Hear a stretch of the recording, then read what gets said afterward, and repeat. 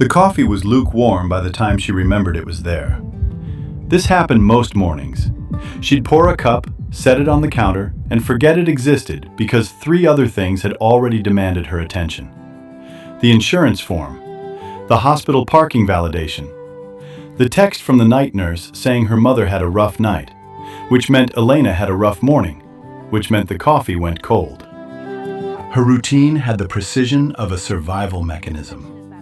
Hospital at 7, sit with her mother for an hour, hold her hand, pretend the monitors weren't showing what they were showing.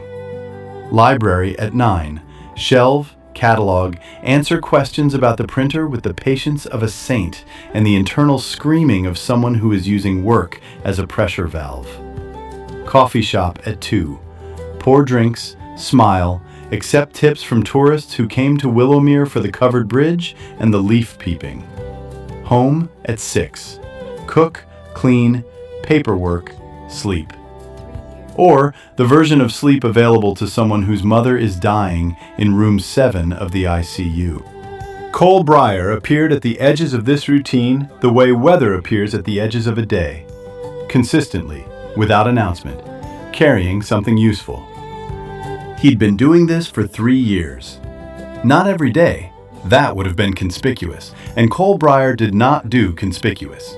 But often enough that the ICU nurses knew his truck, the librarian knew his coffee order, and Elena knew, without examining the knowledge too closely, that when she walked out of a building feeling like gravity had increased, there was a 60% chance he'd be leaning against something within eyeshot, not asking for anything, just being warm. She had never asked why. He had never explained. They existed in the particular orbit of 2 people who had agreed, without discussing it, that naming the thing between them would change it, and neither was ready for what it would change into.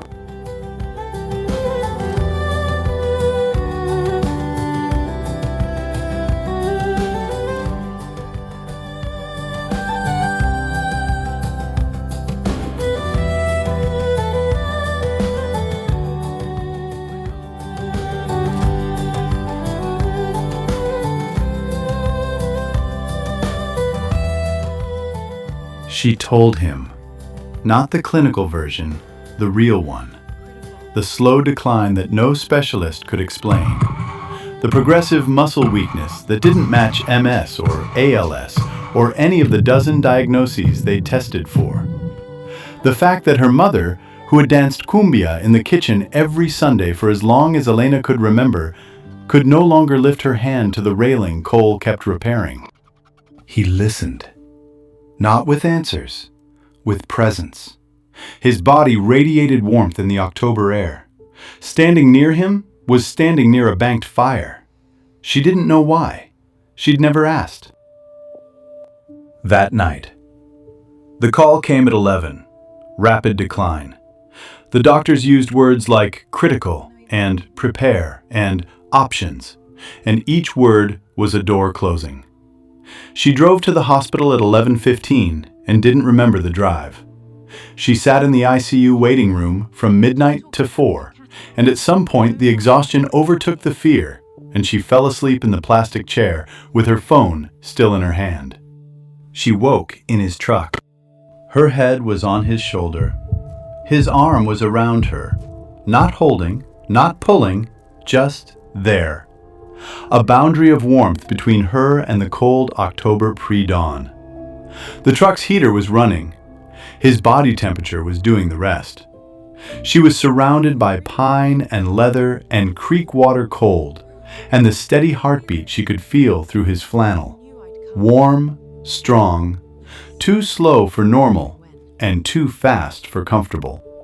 She didn't move. He didn't speak. For 7 minutes in a hospital parking lot, she let herself be held by someone she hadn't admitted she loved. And the comfort was so total and so terrifying that when she finally sat up, she looked straight ahead and said nothing about it. Neither of them mentioned it. They wouldn't, because mentioning it would make it real, and real things can be lost, and Elena Vasquez had spent the last 18 months learning exactly how much could be lost. She heard about the Greenwood from Mrs. Chen at the library. A whispered conversation between two shelf stackers that stopped when Elena rounded the corner. But she'd heard enough. The forest. The things in the forest. And the deals they made. She didn't tell Cole. She packed a flashlight and walked into the Greenwood at dusk on a Thursday. And the moment she crossed the tree line, the world changed. The path delivered her to a clearing that shouldn't have existed. Too large for the density of the forest, perfectly circular, paved in moss that was too green and too soft for the season. At its center, a table, stone, carved with patterns that hurt her eyes if she looked too long. And behind the table, Auberon.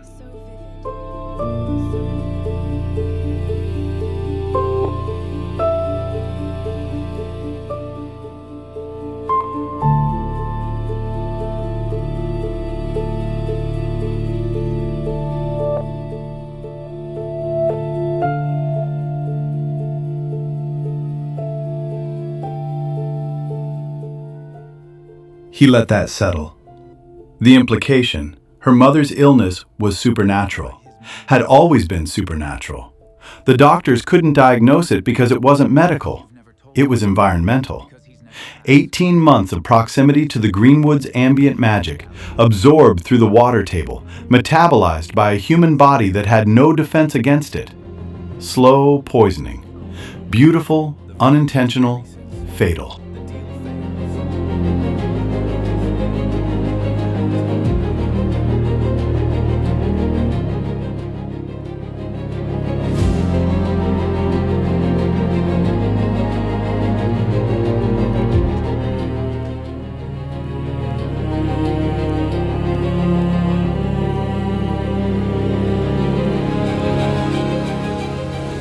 He explained it with the specific clarity of someone who has made this offer before.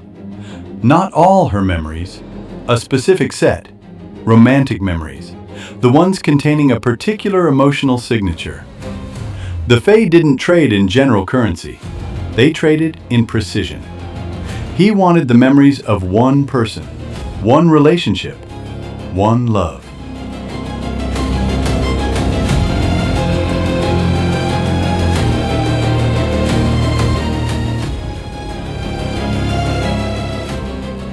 He showed her. The Fae Lord passed his hand over the stone table, and the memories appeared.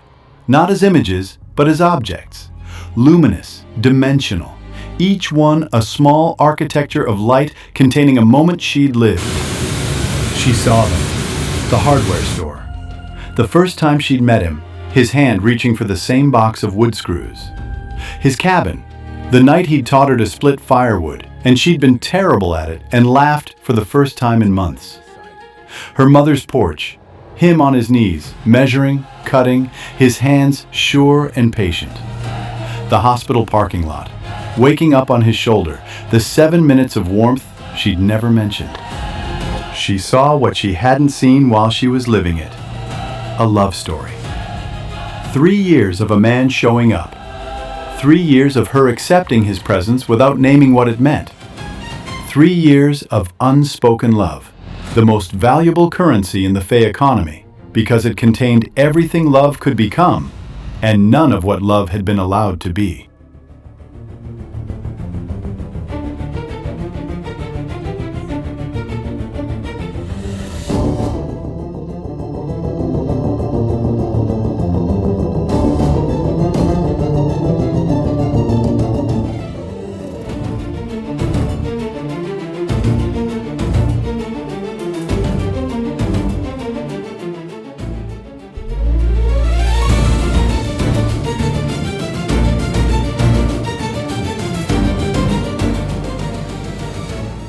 She went to his cabin.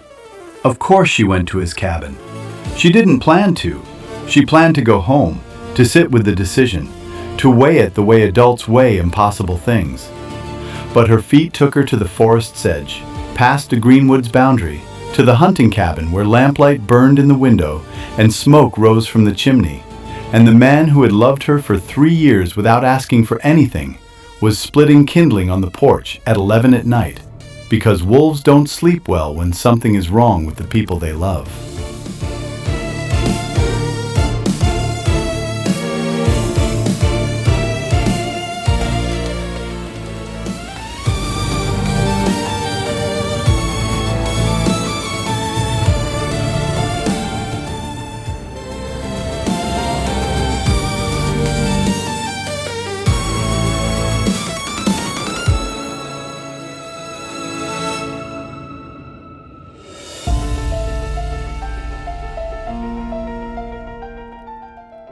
She couldn't tell him the price.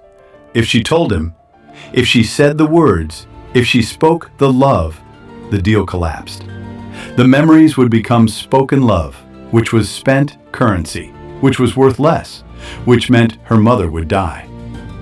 The silence between them was no longer comfortable. It was load-bearing. The unsaid words were the only thing keeping her mother alive. They stood on his porch, and the distance between them was 3 feet, and it might as well have been 3 years. The exact distance they'd maintained since the hardware store. The precise gap they'd agreed upon without agreeing. The space where the unspoken lived.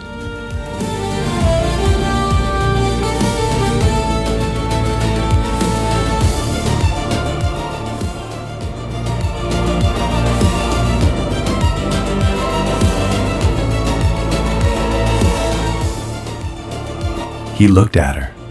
The green eyes. Wolf green. The color she'd never questioned because questioning it would mean asking questions she wasn't ready for. Searched her face. And she saw the moment he understood. Not the specifics, the shape. He understood that she was about to lose something, and that the thing she was about to lose was them. And that she was choosing to lose it. His hand rose. He touched her face. Once. His thumb traced the line of her jaw, a gesture so tender and so deliberate that it felt like a sentence, a whole paragraph, a letter she would not be able to read by tomorrow. She leaned into his hand. His warmth, 106 degrees, always, constant, poured through the contact. She memorized it. Not with her mind, with her body. Her cheekbone learning the temperature of his palm. Her jaw learning the pressure of his thumb. Her skin recording what her mind was about to surrender. Dawn, the Greenwood, the stone table. Auberon waiting with the patience of something that has never been in a hurry because time is something that happens to other people.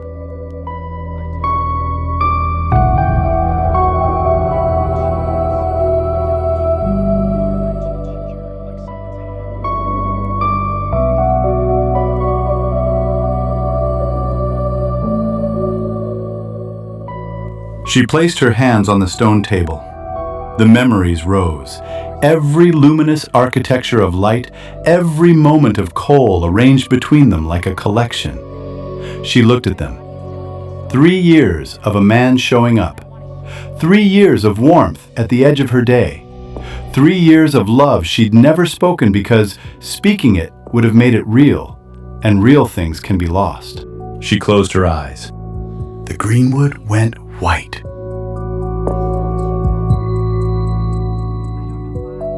Her mother was alive. Her mother was reaching for her hand with fingers that could grip, that could hold, that could dance cumbia if given half a chance and a kitchen. The doctors were calling it remarkable. The nurses were calling it a miracle. Elena smiled. She held her mother's hand. She didn't know why her own hands smelled like pine. 3 weeks after her mother came home from the hospital, Elena Vasquez developed a routine problem. Not a clinical problem, a spatial one. Her body kept going to places it shouldn't have known about. She flinched. The word was specific, a physiological startle response triggered by something her conscious mind couldn't identify. It happened at the hardware store. It happened when she passed a pickup truck idling at a stoplight. It happened when she touched the new cedar porch rail at her mother's house, and her hand lingered on the wood longer than hands are supposed to linger on wood. Her hands were the worst of it. Her hands ached. Not pain, but absence. The specific emptiness of palms that have held something warm and can no longer remember what it was. She'd catch herself pressing her right hand to her left cheek, the exact gesture of someone cradling a face, and she'd pull her hand away and wonder why her skin was flushed. She didn't know about Cole Briar. The name meant nothing. The face. She passed him on Main Street once, in the first week, and her eyes moved over him the way eyes move over strangers. But her body stopped. Her feet planted. Her heart rate spiked, and her hands opened, and her skin temperature rose, and she stood on the sidewalk looking at a man she didn't recognize, while every cell in her body screamed a name her mind had forgotten. Cole watched. He had been watching for 3 weeks. He'd known the moment it happened, felt the bond thin and stretch and go silent, felt her memory of him extracted from the world like a tooth removed cleanly, leaving a socket that the tongue can't stop probing even though the tooth is gone. Auberon's deal was clean.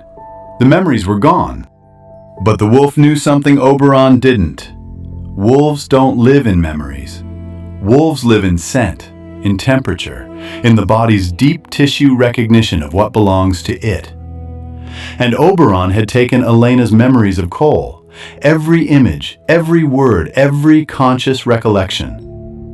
But Auberon had not taken the smell of pine from her hands, had not taken the body temperature that her cheek had memorized, had not taken the way her feet knew the path to his cabin even when her mind didn't know the cabin existed. The Fae Lord had traded in mind. The body was a different currency. It happened on a Thursday, 3 weeks and 4 days after the trade. She was walking to the library, her usual path. Her feet deviated, not dramatically, a left turn instead of a straight, a road she didn't remember choosing, a path through the woods at the Greenwood's edge that her legs seemed to know. She walked for 20 minutes without understanding why, and arrived at a hunting cabin with wood smoke rising from the chimney and a porch that her hands recognized. She touched the porch rail. Cedar. Her fingers found a repaired section, a joint, seamless, the work of someone who understood wood and patience and the act of building something that would hold. The door opened. A man stood in it, flannel, green eyes, hands at his sides, face carrying 3 weeks of grief held at a distance that would not close.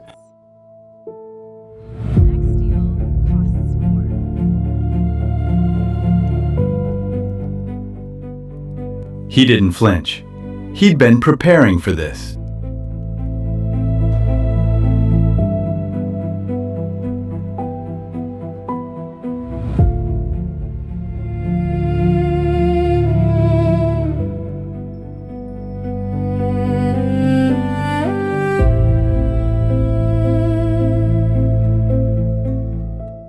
She looked at her hands on his porch rail.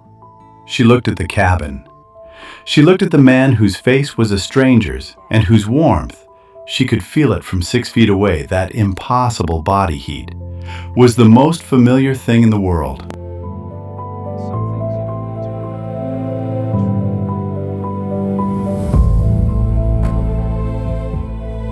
Auberon's trade developed a fissure, not a collapse. The memories were gone, and they would stay gone. The Fae Lord's work was impeccable. But the deal had a design flaw that 6 centuries of memory trading hadn't accounted for. Auberon collected love that was unspoken.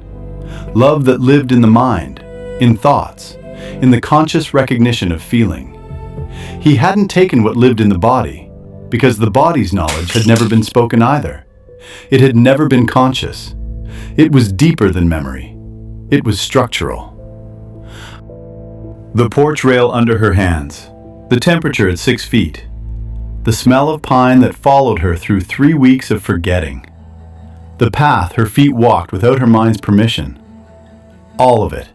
The body's archive of 3 years of a man showing up, of warmth at the edge of her day, of love expressed through carpentry and coffee orders and 7 minutes in a hospital parking lot, was still there. Not in her memories, in her muscles.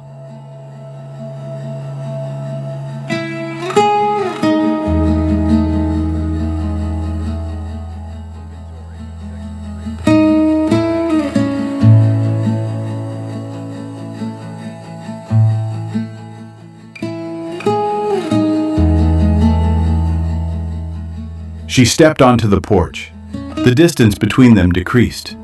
6 feet, 5, 4. His warmth increased with every step, the temperature climbing, and her body responded the way a compass responds to north. by orienting, not toward a memory, toward a feeling. She reached for his hand. She didn't remember his hands. She didn't know the calluses, the shape, the specific way his fingers were longer than average and rougher than expected. But when her fingers closed on his, the temperature was right.